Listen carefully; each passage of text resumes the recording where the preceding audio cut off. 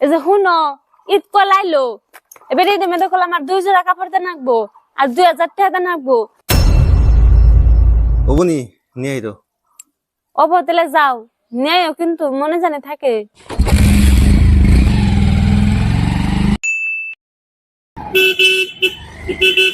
আইলে বল, এত দেরি করলা কে? আজকে এত দেরি হলো কে? তোমার মেলা কষ্ট হয়েছে কেন? এদের গামছা নাও, গামছাটা নিয়ে কলে পরে যে আত্মক দাও গাম, তুমি নাকি গরম পানি রেডি করে খেয়ে দিছি। না খালি কাগজ, কাপড় কো কাপড় আনে নাই কো, আমার কাপড় কো, কাপড় আনো নাই? আর যে 2000 টাকা ছিলাম পয়সা কো। এইবারই দে, আমি তোমার কাপড় দিহাম না গো, হাতে পয়সা নাই কে। পয়সা থাকে না কে তোমার কাছে? কি আর পুরুষ তুমি? সবার জানে, সবার বউরে তোমাদের কাপড় দেয়, তুমি দেখাবা না কে? কে নিয়ে যে তোমার কাছে বিয়া বসছিলাম না, সামান্য কাপড় দিব, কাপড় দিহে না, কেমন জামাই। এই যে নাও তোমার কাপড় আর তোমার পয়সা।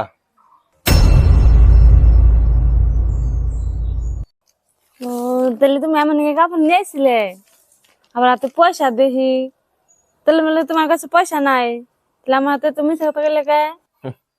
আমি দেখলাম তুমি আমার টাকাটা সম্মান করো না আমারে সম্মান করো।